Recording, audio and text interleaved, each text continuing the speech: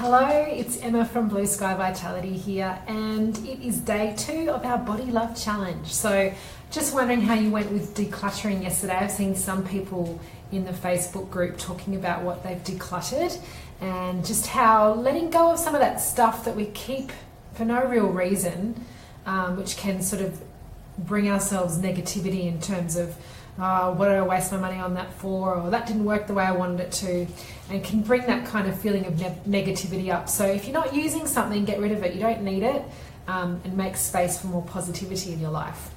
Which brings us to today's topic, which is rewiring or changing the way we speak to ourselves. Because humans have about between sort of 12,000 and 60,000 thoughts in a day. And it's said that 98% of them are repeated thoughts from the day before. So we really are creatures of habit. And for most people, up to 80% of those thoughts are negative thoughts. So negative thoughts about ourselves, but also negative thoughts about the world at large, complaining, being upset. So it's a lot of negativity in the world. And as Louise Hay, the wonderful Louise Hay, has said, you've been criticizing yourself for years and it hasn't worked. Try approving of yourself and see what happens.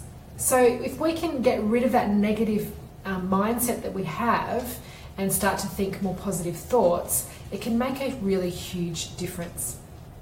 The thing is, every time we're feeling a bit negative, every time we complain about something or we think negative thoughts about ourselves, then it actually starts that stress response in the body. And what will happen is we will actually produce a lot of adrenaline and then sometimes a lot of cortisol. And cortisol is the hormone that will actually encourage us to retain belly fat. So being negative can actually increase your chances of being a bit overweight or having a bit of extra fat on your body. And if that's something that makes you feel not good about yourself, then you're kind of perpetuating the whole thing. So it really is powerful stuff. But obviously it's quite hard to change because we have got such a repetitive pattern of doing it over and over again. And sometimes we're not even aware of the way we're talking to ourselves from time to time. So I often think of that whole idea of speaking to yourself the way you would a best friend. So, if something goes wrong, you're like, oh, what an idiot. And it's like, would you say that to your best friend? Would you call your best friend an idiot if something went wrong? Probably not. So that's a nice little thing that you can do. There's actually been a lot of research done on this, and a Japanese scientist, Dr. Emoto, which I think is a good name because it sounds a bit like emotion, he did some experiments on water. So he would put water in jars, and he would, some of it would be polluted water and some of it was clean water. And so on both the polluted and clean water, he would have different experiments going on. So some of the polluted water had negative stuff happening to it, like people speaking to it in a negative way, negative music playing, and that type of thing. And the water would stay polluted and quite toxic. Whereas the water that was polluted and they spoke to in a nice way and even said things like thank you to or played like uplifting music, the water actually started to clear up. And this is actually documented science. With the clean water, the water that was spoken to in a negative way or had negative energy around it would actually start to look a little bit toxic. And the clean water that was treated really nicely with uplifting messages would actually start to look really pretty under a microscope, almost like, crystals and things like that.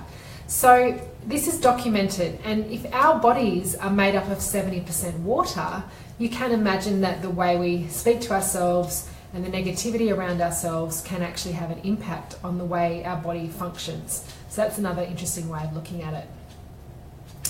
So research is starting to show that we really can rewire our brain.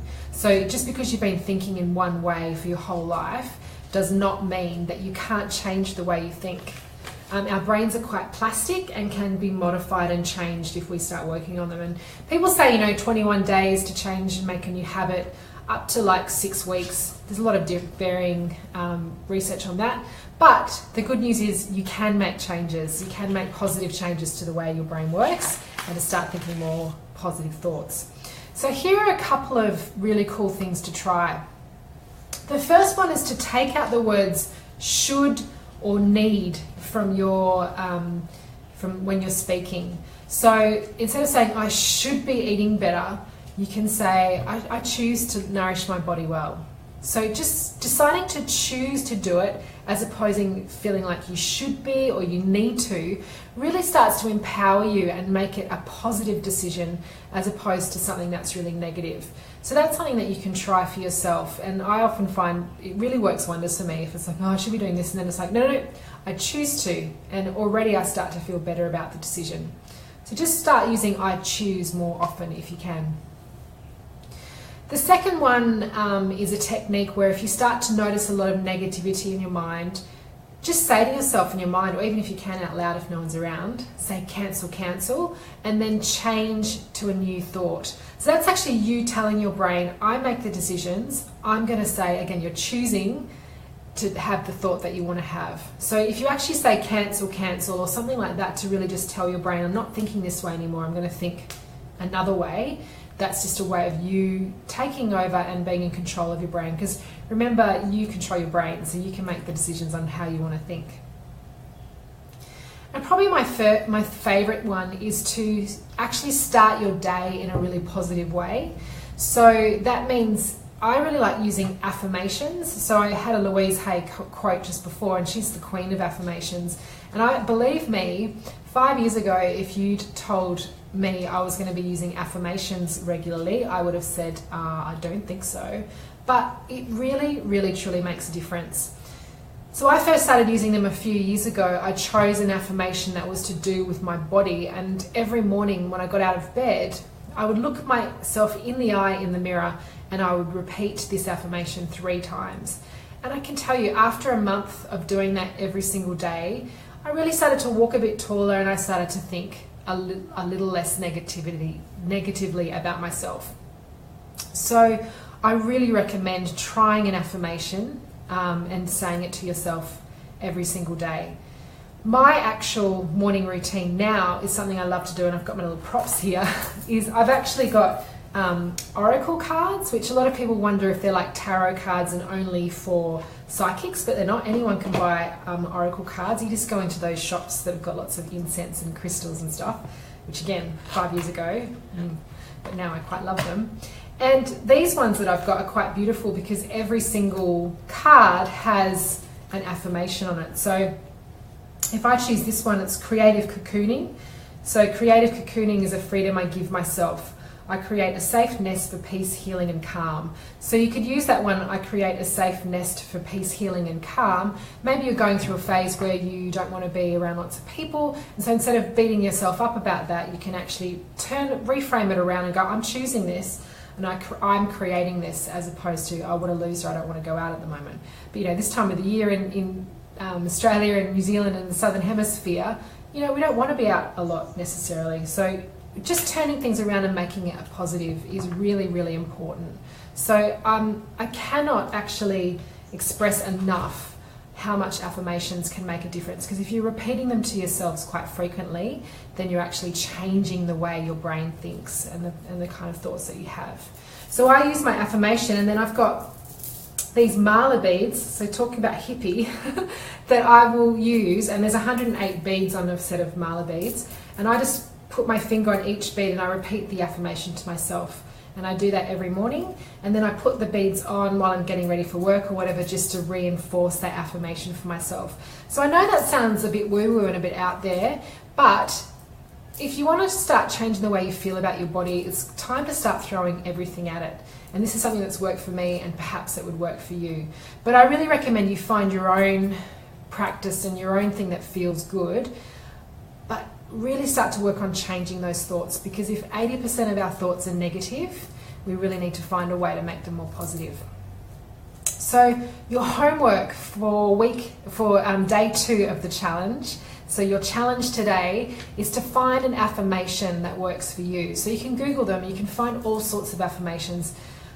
Because you're in the Body Love Challenge, you may want to find one that's about your body, or you may want to find ones about, you know, your creativity, or whatever you want to start to improve your positivity around, and say that to yourself every day for 21 days and just see what happens. Honestly, it's free, it's not going to hurt you. I would really recommend giving it a go.